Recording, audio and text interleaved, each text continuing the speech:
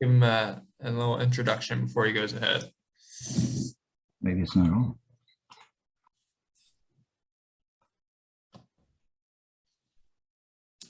We can hear somebody kind of mumbling. It is on. All right, can you all hear me okay? Yep. All right. I'm going to go ahead and start it off. I just wanted to give a little introduction to Victor for those that saw the message that was sent out. Mr. Esch is an international emergency and disaster management, disaster response, global health, and fire rescue EMS services subject matter expert who lectures internationally on a broad range of emergency-related topics.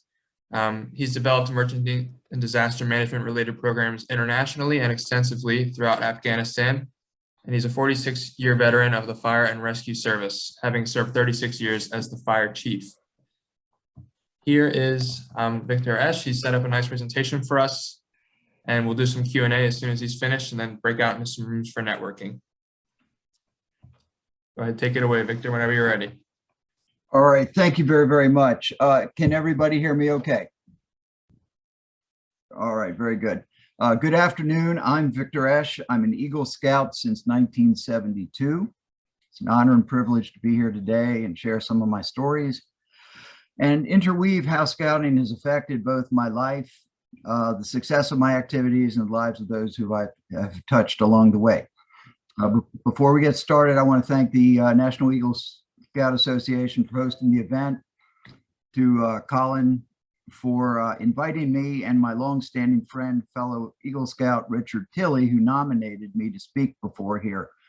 I don't know if Richard's on here or not, but yeah, I don't see him just yet. All right, well, you know, Richard and I met quite incidentally in 6th grade when we were delivered by our parents on the first day of school to the renowned The Bullis School. At the time, Bullis was a highly respected military prep school during the 50s, 60s, and 70s. Generally, students applied there to obtain an exemplary education and or to prepare for acceptance to West Point, Citadel, and specifically the Naval Academy. Other students, however, were sent there for other reasons. Richard, I believe, applied to Bullis for the first, and I was sent there for the latter. Operative words here are accepted in his case and sent in mine. My point, I wouldn't be here today had Richard and I not been brought together for very, very different reasons at that one time and place over 50 years ago. And for that relationship, I'm very, very grateful. But the point is, your relationships, is seemingly insignificant at the time, often prove to be very, very significant. So as I take you through my journey, you'll see how important relationships, casual and significant, good and not so, and how they are passed down from generation to generation, shape our futures and our lives. So my particular story starts in Bavaria a long, long time ago. In Germany, my great-grandfather and his wife found their way to DC, and they began raising their family and a business in the northeast section of Washington, D.C. Everybody that made that journey, they left their homes, their families in search of a new and better life, but it took great courage, physical, mental strength, faith, drive, essentially all the foundations of scouting along the way. Like so many others, my great-grandfather came here to the States with just the clothes on his back and a small suitcase of memories from home. Over time, however, he became one of the region's top 3 florists, rivaled by Blackistone and Johnson, who are still preeminent florists in the DC region today. He served in the Spanish-American War, injured in battle, raised 9 children, founding member of the Masonic Lodge No. 1 in the DC Alexandria area, and became a leader in the community in which he had just recently became a member of. My grandfather, his name Victor as well, was one of 9 children. And at the time, DC was a rural farmland community. It began, though, around that time to transform into a rapidly growing and segregated city. My grandfather grew up in what would become the German section of DC.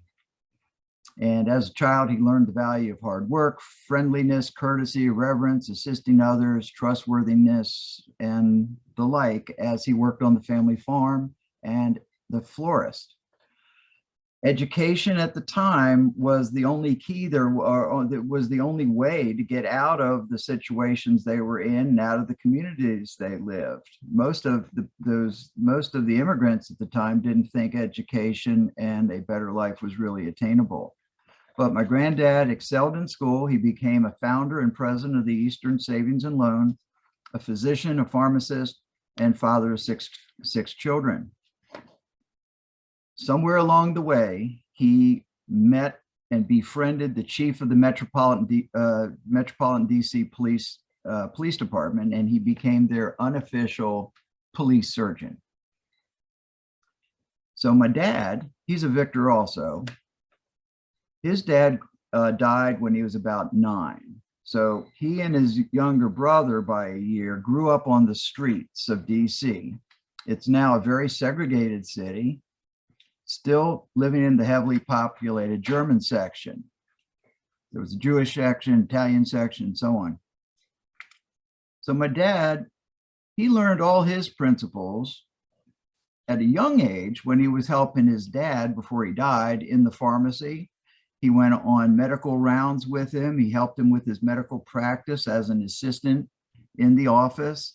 And he saw how his dad cared for the patients and how he would drop what he was doing, dinner time, Christmas time, whatever. He'd just stop what he was doing and go take care of his patients. So my dad saw this and he started relating to those various qualities. So you can see how the patterns are developing here: helpfulness, courtesy, kindness, reverence, helping others. So his dad died when he was about 11, and things kind of went downhill from there. He literally Victor, excuse me, Victor, I think the slides haven't moved just quite yet. I know you're trying to go through the scout loss. Yeah, no, I'm not ready to move them yet. Okay, got him, no problem. That's okay. He's raised on the streets by my grandma, who's working 2 jobs and playing the piano at Soldiers' Home just to help the soldiers. She did that well into her 70s and had to take an 1.5-hour bus ride each way to do it. So there's dedication here that permeates throughout all the hard times. They still have principles. So my dad and his brother at 17 and 18 signed up for World War II. My dad, he's in the Atlantic in the Navy, and my uncle, he's a highly decorated pilot in the Pacific. Going back, however, what kind of refocused them from the street life to a little more responsible life was the Boy Scouts. My dad made it to Life Scout, and as the story goes, he was a life and he missed it by 1 merit badge, and he was good with stories. So it was the bird watching merit badge, where the blue-crested, green-bellied, yellow-chinned, striped, claw-horned, beaked eastern swallow was elusive to him. He couldn't find it. He didn't get to be an eagle, and he reminded me that from a very young age. My uncle, he always dreamt of flying, so he got out of the Scouts and joined the Junior Birdmen of America with other dreamers as he was. So my dad, after the war, became a physician also. Perhaps not so coincidentally, he became not the unofficial, but the official first appointed physician surgeon of the Metropolitan Police Department and the DC Fire Department. So from a very, very young age, I would accompany my dad on his hospital rounds, his emergency calls.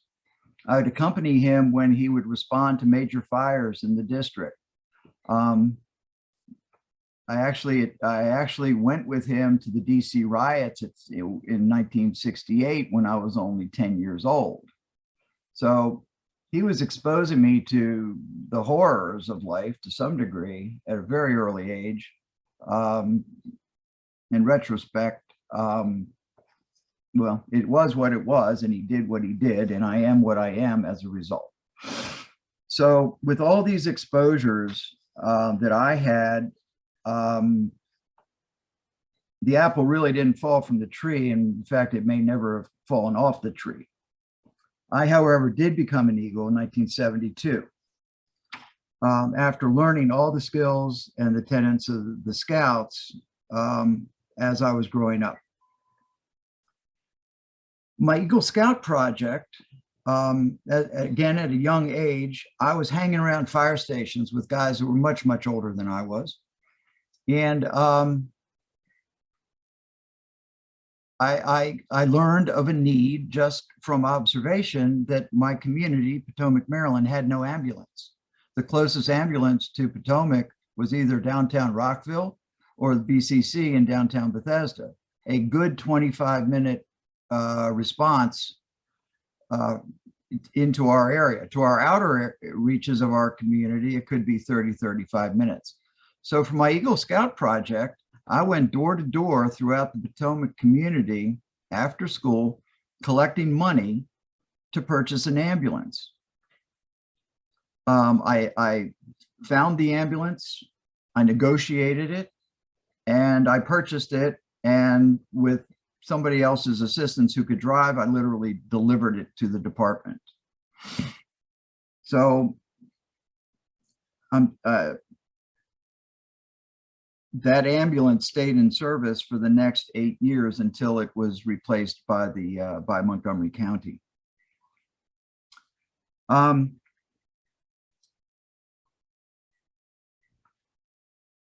In college, I became very creative. My leadership skills were starting to show, and I petitioned the university after watching a horror show at a West Virginia versus Maryland football game. It was very hot, and at the time, you know, students were all drunk, but they were all having heat-related injuries, and it overwhelmed the Prince George's County fire system. They didn't have enough ambulances to send to the stadium for all the people that were passing out and getting sick. So I petitioned the school to start up at the time, a volunteer EMT program where essentially the drive would be, or the carrot would be for the EMTs. Why would they do this for free? Well, because they essentially get down on the field and they get access to places they didn't usually. And it was an accepted program. So we started this in like 1976-ish.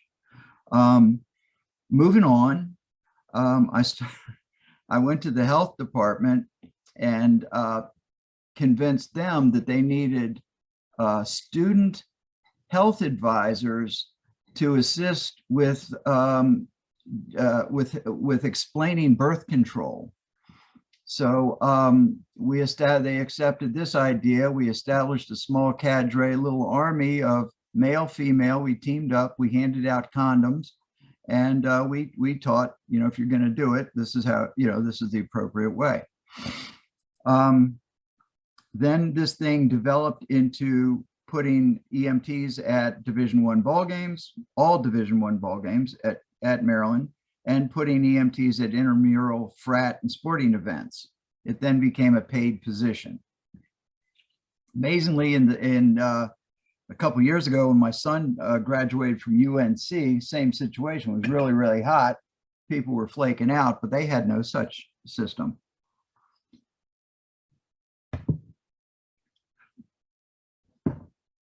When I was in my early 20s, I was riding a Harley Davidson, a BSA chopper with local pagans. I was enjoying life more than I should have, as I'm interweaving all of these fine community efforts.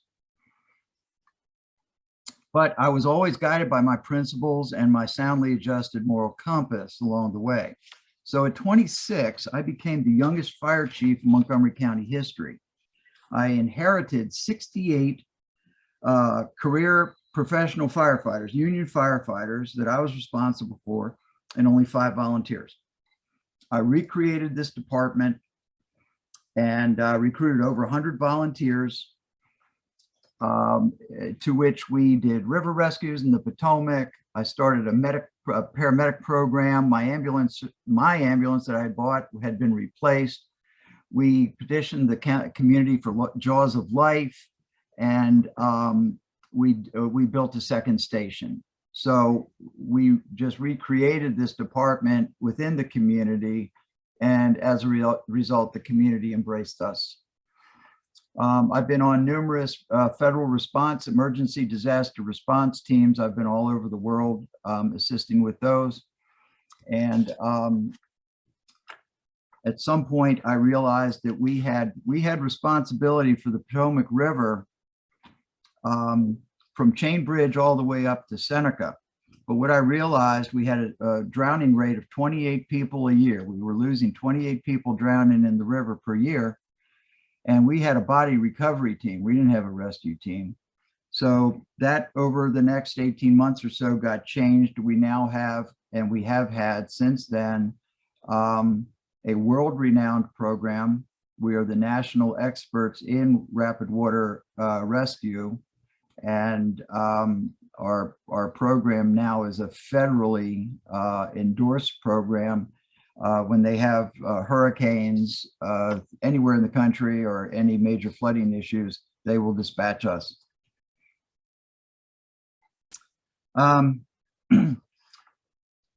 Through my efforts, we reached out into the community, and we allied ourselves with the Cub Scouts. So in major snowstorms, the Cub Scouts would go through their communities and shovel around fire hydrants and things of that nature.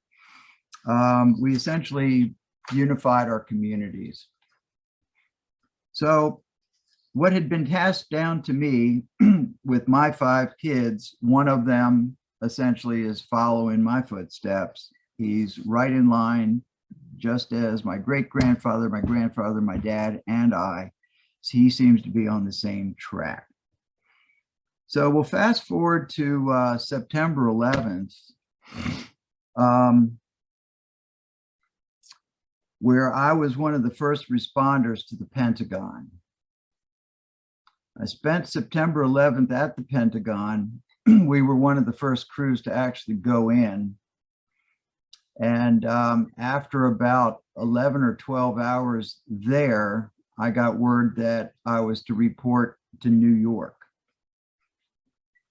I spent the next 10 days at the in the rubble of the towers. For the first few days, we had nowhere to sleep, so we just rolled our coats up and slept in the gutter. The community support was beyond description, but it was a tough thing that still affects most everybody that was there. So after that, I became a federal employee working on firefighter grant programs for recruitment and retention. We had 300 plus or minus grantees around the country who were not in compliance with their grants. They weren't doing what they were supposed to do, and my instructions were to pull the grants, get the money back, and shut them down. I didn't do that. What I did was I met with each one of them. I traveled all over the country. I got into their heads. I got to understand what does this community need? How does this community work versus another community? And I helped them develop programs. So rather than pull their money, I helped them spend it in creative and constructive ways. I then got an interesting correspondence. This is me in junior high school doing a speech about the, as it says, being a firefighter. And that's me when I was in my wilder days. I'm getting ready to respond to a flood there. Took time to get the photo.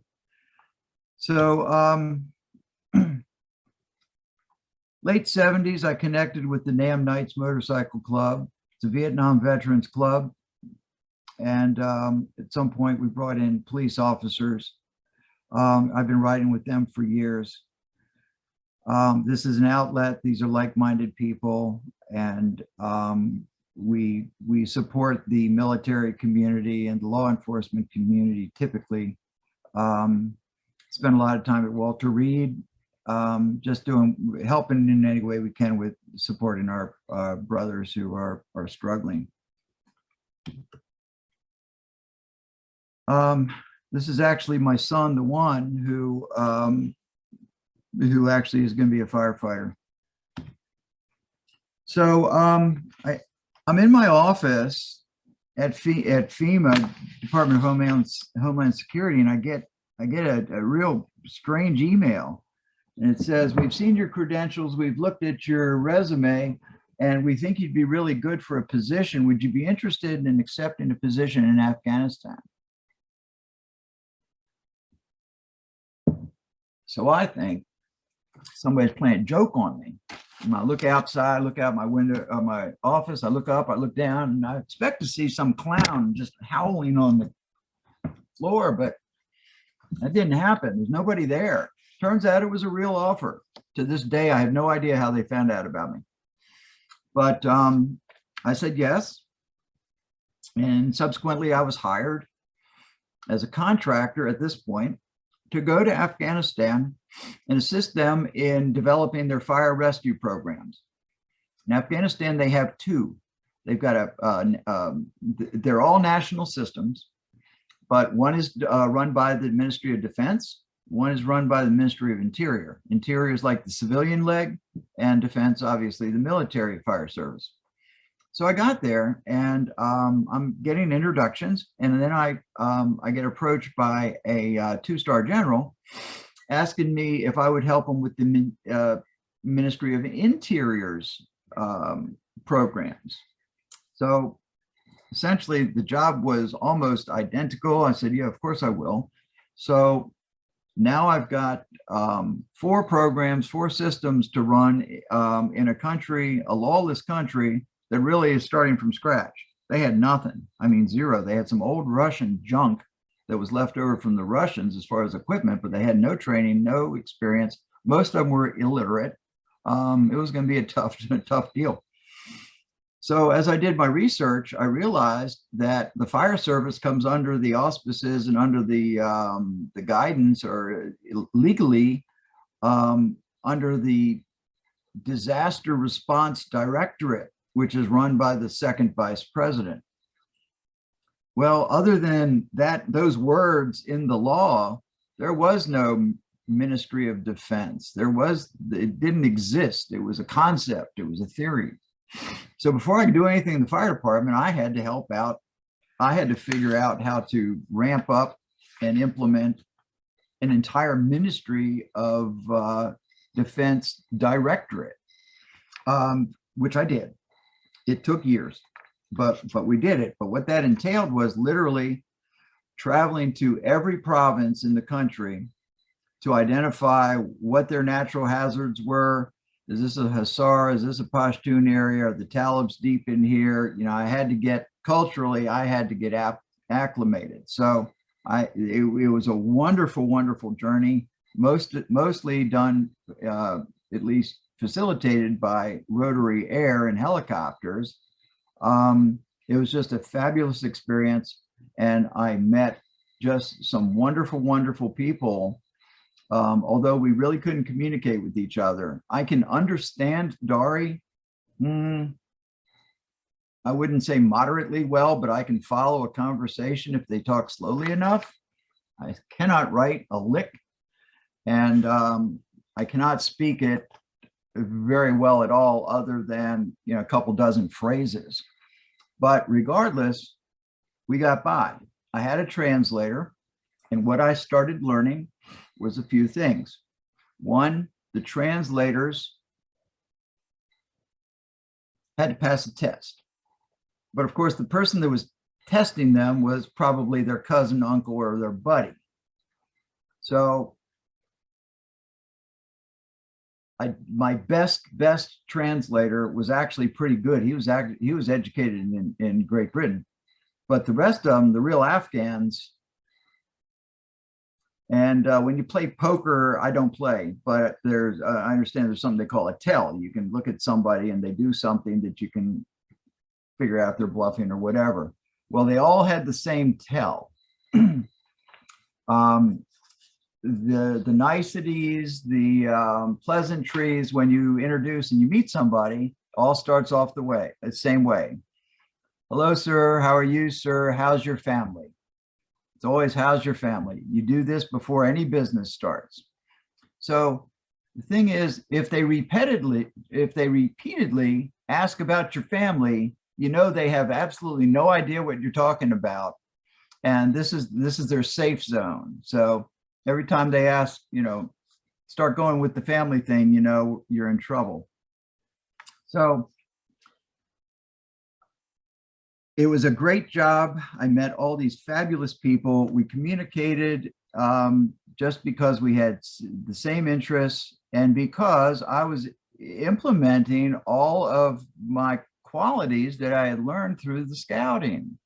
And it costs nothing to be kind to somebody. It doesn't cost anything to listen to them, but that was what set me apparently apart from the other advisors. I was listening, and generally what they reported back to me was that they didn't, and instead they would push programs on the Afghans regardless of whether it was a good program or not a good program. It was the programs that they were familiar with back in the States. And it's like putting a round peg into a square hole. It just doesn't work.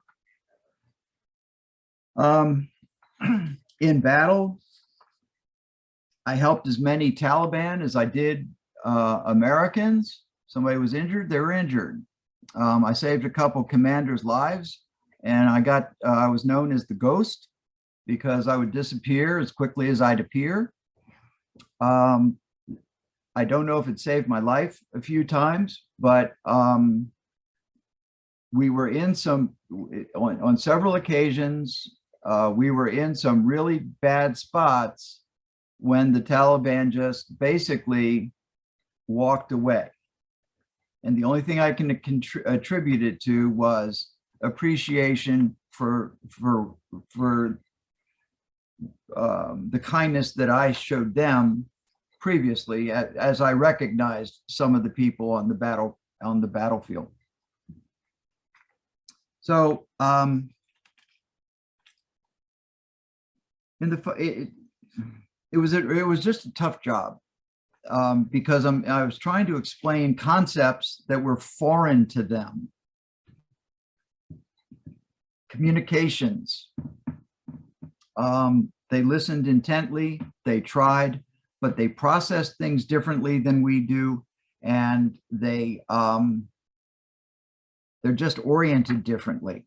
So what you would think would have been a simple task really was quite encumbering. I was also requested, I'm a speaker, I've gone all over the world. This is when I was in Oman, but it was essentially the same thing, develop their fire services. So I'm trying to give a good comparison. This is downtown Kabul, and this is on a normal day. This is what it's like.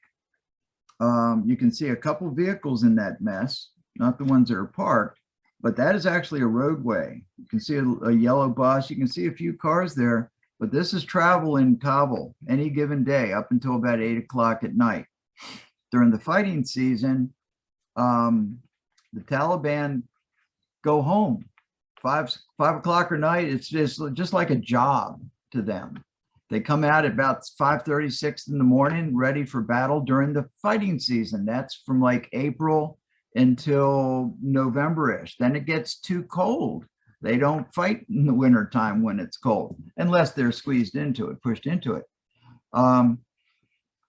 But you can see here, if somebody drops a suicide vest or puts a magnetic bomb on one of those vehicles, you can see what kind of damage it will do.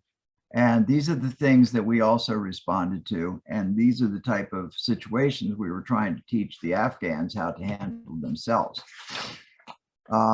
This was a flight that I was on, and they refer to this as a hard landing. This isn't a crash. This is a hard landing. To this, I'm still paying for it. I have been disabled numerous times, fully disabled several times, according to, I guess, the physicians. This, interestingly, was not one of those full disability deals. This one put me out of commission for about a month. My first day in Afghanistan, we arrive, we fly in from Kuwait. We fly into Bagram, and I was essentially a GS-15. So the only person ahead of me were generals. So I could hop on any flight I wanted. I could bump people. I had the first class ticket, if you will, anytime I wanted to travel, but they were backed up that day. And it was either go by land, and in Parwan province, it's very, very dangerous. And my option was either take a 2.5-hour ride in a convoy or wait for a flight. I opted to wait for the flight in this case. Eventually, when we're in the air, I'm just like a tourist. I mean, I was excited, the adrenaline's pumping, and Afghanistan's actually a very, very beautiful country. So I'm there, I'm up in this Black Hawk, just snapping pictures away, just like a tourist. And the next thing I know, we're at like almost a 90-degree angle, and flares are popping out. And it was happening so fast, I didn't quite get what was happening just yet, but I'm still flipping away. So later on, when I'm looking at my pictures, you can see the rockets coming out of the mountains at us. Now, I didn't know that until, I mean, obviously something was happening. I figured it out, but that was my introduction to welcome to Afghanistan. Victor, excuse me, I'm sorry, not to be rude, just respectfully wanted to leave some time for questions at the end for you. I know people probably have a lot to ask. No problem. I'll wrap it up. No problem. I appreciate that. Thank you, Victor. So anyway, I got busted up a bunch of times. I had numerous traumatic brain injuries. I've had my spine broken in 3 places twice. Got all my teeth shot out. But I continued to return. So where I want to end up here is what's happening now.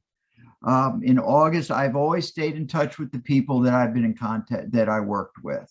And that was about 60 plus or minus families. And they had big families. So that was over 500 some people.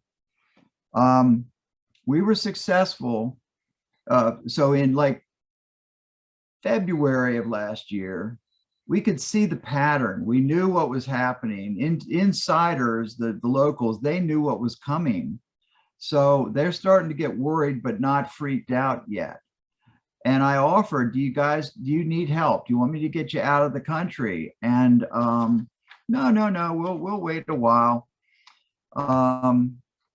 Well, come March, April, they were panicked.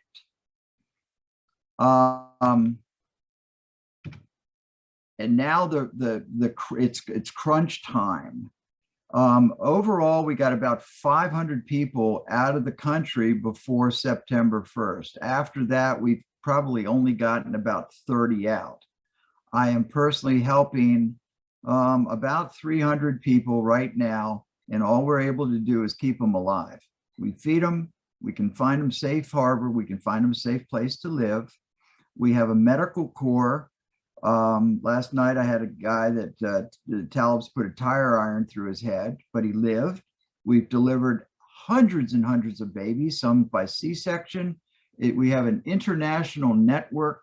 So if the docs in Afghanistan get jammed, all they got to do is make some calls. We make them for them. We connect them with a specialist in the States, in Britain, in Australia, you know, wherever that specialist may be. So it's working very well, but they're 9.5 hours ahead of us. So I don't get much sleep because most of the calls come in between 1 a.m. and 5 a.m. here. And this is an effort that we're continuing to do. I solicited, I'm an associate professor at Georgetown, and I solicited some alumni to assist. We got about 60 that are helping us. And the only thing we're not doing very well is fundraising, and that's what it's really costing. That's really how we're able to keep the people alive. Meanwhile, we have purchased an airplane. We have pilots, we have fuel. The only thing we do not have is permission from another country to allow them to come to. Every time we've made arrangements, it's fallen through. So that continues to today as to what my efforts are there in Afghanistan. And we don't plan on stopping until the Afghans either out of the country or the Taliban are defeated. So with that, I will turn it over to any questions, or you can give me the hook. Thank you, Victor. Thank you for the presentation. Yeah, I wanted to turn it over. You guys can put questions in the chat as normal, or if you want to speak and ask yourself, that's fine as well.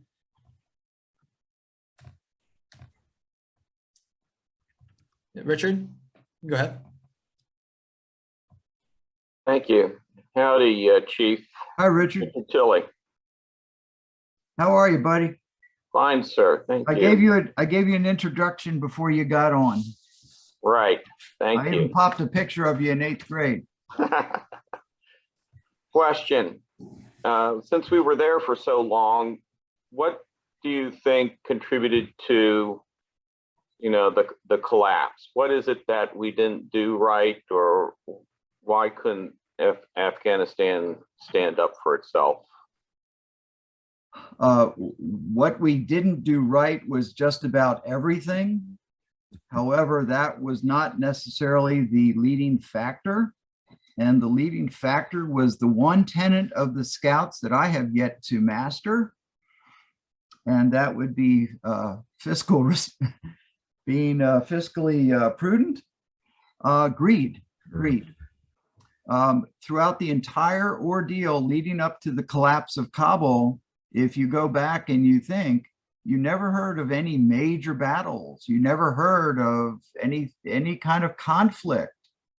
That's because the Taliban bought their way into Kabul. They bribed and they paid their way, even with the president. They paid the president off. He took his cash, literally cash, put it in a helicopter and flew away and literally handed them the keys to the city. So that's why, and they were, the military was under orders not to engage. I am responsible for assisting the entire special forces commanders. That's about 800 colonels and a handful of, I'm sorry, about 600 colonels and generals.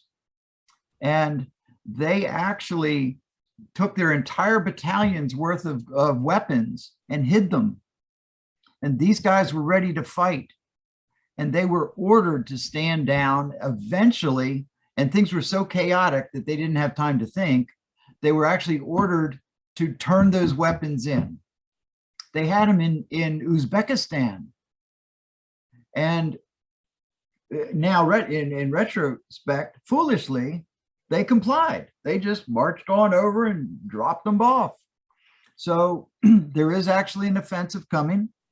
This isn't top secret information. It's not widely accepted as being accurate or factual, but it is. And when the fighting season returns, so will the special forces and the citizens of Afghanistan who want to take their country back. Great, thank you, Ed. I'll move to Stephen next. Yeah, hi, Victor. I have some cousins. My family grew up in DC too. Came from Frankfurt back right after the Civil War, had a grocery, butchery shop down in Southwest, and then moved over toward Northeast more like in later generations. But I have a couple of cousins who are firefighters in Maryland, Charles and Wayne Courtney. I don't know. You're kidding. Yeah, no, they're my cousins. Wayne used to work for me. Wayne Yeah. was was he my captain or my lieutenant? He was my captain. Yeah. I was his last stop before he retired. Oops, shit. What did I do? Yeah. Okay. That's crazy. Yeah. They were big firefighter enthusiasts from, like when I was in the Scouts back when we were young, and they were volunteers, then became professional, and they seemed to really find it fulfilling. So I didn't know Charlie very well, but yeah, Wayne, we worked forever. We worked for years together. Yeah, he's a great guy. I was curious, I don't know if you followed the history of the Afghan issue for much, but I've heard many times that, of course, corruption, like you were mentioning, is a big part of the problem in not really having the people support the government. But I also heard real problems back when Karzai had the second election, and it seemed to be corrupt and just a farce. And I think I think Obama was one of our greatest presidents, but I think that was his greatest mistake, was to allow that second so-called election to stand, because once people see that there's not a real election going on, you lose the people's support for democracy. You're absolutely right. Politics has always permeated their culture, but it's different than it is here in the States. But that was their first real, I guess, true experience with the process. Yeah. And obviously it didn't go well. And you're absolutely correct. They lost all faith in what you would refer to as the system. Absolutely. Yeah, so it had the roots of this problem were long-standing, it seems, and corruption. It just seems one of the biggest problems throughout the world when you're trying to establish democracy. And thank you, sir, for all your efforts. Excellent. As a chemist, though, I was curious. I knew that when after 9/11, when the Bush administration was sending all the firefighters and all down into that pit of a burning skyscraper. Now, you are not allowed to go near a burning car because of all the plastic toxins that come out of a burning car. A burning skyscraper, it just seemed to me they were sending people to their deaths or destroying their lungs. And I just wondered what, your thoughts were on that, because to a chemist, it seemed totally irresponsible. In normal circumstances, they're not guidelines in this case. We've got real rules, regulations as to breathing apparatus, environment, what environment we can go into and under what circumstances. Yeah. This was just of such dramatic proportions. Everything went out the window, and everybody was running on adrenaline and emotion. Normally, on just a routine house on fire, you would have 4 command officers and a safety officer specifically there just to watch over things. Went out the window. I was there for 4 days, rolling in, climbing in, breathing in, no mask, not even a paper mask. We didn't even think about it. I mean, and this is what we, on a normal day, you know, we wouldn't even have, there's just no way. But that went on none for- of us thought of it. But that went on for months and months. That's the worst part of it. I can understand a week or two, but Well, yeah, it just- eventually they started tightening down, but it wasn't to the degree necessary. Certainly, it wasn't to an effective degree. yeah. Thank you. Thank you, Stephen. Thank you. I'm going to get to Sean. Colin, if could I just Yeah. interject, please? This was important, and I just missed it. I connected with a colonel out of California, and somehow he learned I was an Eagle Scout, and as was he. And we started in the host province as necessity because they didn't have a fire department down there. And we decided, well, maybe we can start a volunteer fire department, which was, you know, ridiculous in concept. In Afghanistan, they'd never heard of such a thing. And by the way, I did the same thing in Pakistan. Well, in our talk, in the way we did it, it eventually morphed into Parsa's Afghan Scouts. We introduced the concept of scouting, and we had we organized, and it was actually in an effort to do like a fire brigade. We organized the first scouts in the country, and it has blown up. It is wildly popular with both young men and women. It just defies logic that took off. And that's all. Thank you. And I interrupted. No problem, Victor. Just want to make sure Sean gets his question. Then we have one more in the chat, and then I think I can just do my announcements and wrap up. But go ahead, Sean. So I'm curious, I'm a paramedic student looking at getting into disaster response internationally. I was wondering if you had any advice for kind of things to look at or directions to go. Sure. So are you like in a program like GW or something? I'm taking the course at Nova right now. Okay. Yeah. Excellent. Excellent course. You'll want to get nationally certified. That's where the industry is going. Usually you'd be Virginia certified, Maryland certified, Georgia certified, whatever. But they now have national certifications, and it's really a bridge. There's not any extra training or anything like that. It'll cost you an extra $100 or something to take the exam. But that gives you, quote, national certification. Now you can't practice because each region has their own ALS regarded, you know, criteria and protocols. But it does say you meet national standards as an advanced life support provider.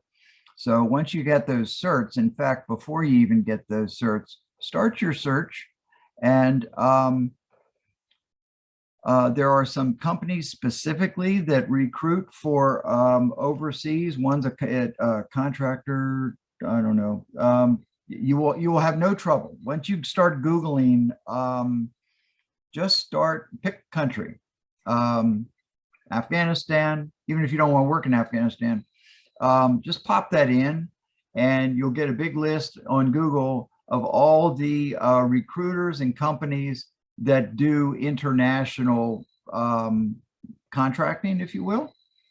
And there are quite a few of them, and there are quite a few jobs, and they pay very, very well. The upshot of working in what you would call a war zone is what they call uplifts. And because you get danger pay, I forget what they call the other ones for living in a danger pay, hostile environment, and then there's another uplift. You end up getting about 50% more than you would have had you got the same job in the States.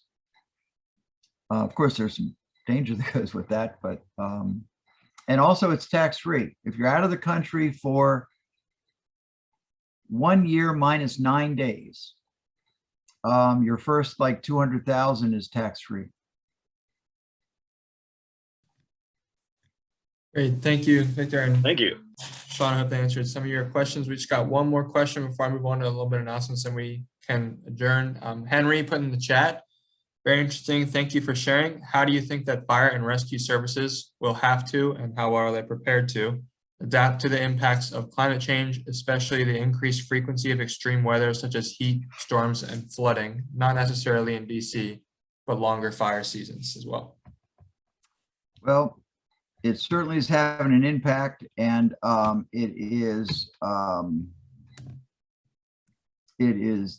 noticeable. It is most noticeable out west with the wildfires, but even in Afghanistan, they have what we call the flood season. In March, you can bet that that Kabul River is going to overflow. You can bet certain provinces are going to literally be washed off. Tsunamis in Oman are going to take out entire towns. It's a fact.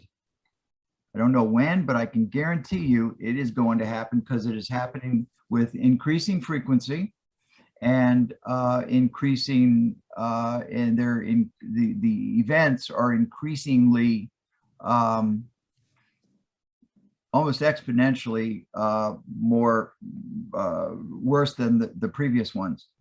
So we are way behind in technology in the fire rescue service. Japan is light years ahead. They use robotics, they use drones. They do some really fantastic stuff that we haven't even tested. So as far as our response goes, I think technology is where we're going to end up, so that we don't have 14 firefighters killed in a wildfire when they get overrun by the fire because the wind changes. Instead, we'll have drones in there or robots. We can send a robot up the steps to the 14th floor and pull somebody out of the room. We don't have to endanger the firefighters. And if the building collapsed, so what? We lost $4,000 worth of equipment. So as far as the way we will respond to it, it's going to be with technology. And I believe we've probably gone too far now. So I don't think we can reverse what's happening. So even if we just stopped all the pollution, everything we're doing now, I think we're where we are, and it won't get any better. It may not get worse, but I think this is what we're going to be living with. Great. Thank you, Victor. I hope that answers some of your question, Henry. All right. Great presentation, and thanks everybody for submitting some questions as well to Victor. I'm just going to give my my brief monthly update as I do at the end.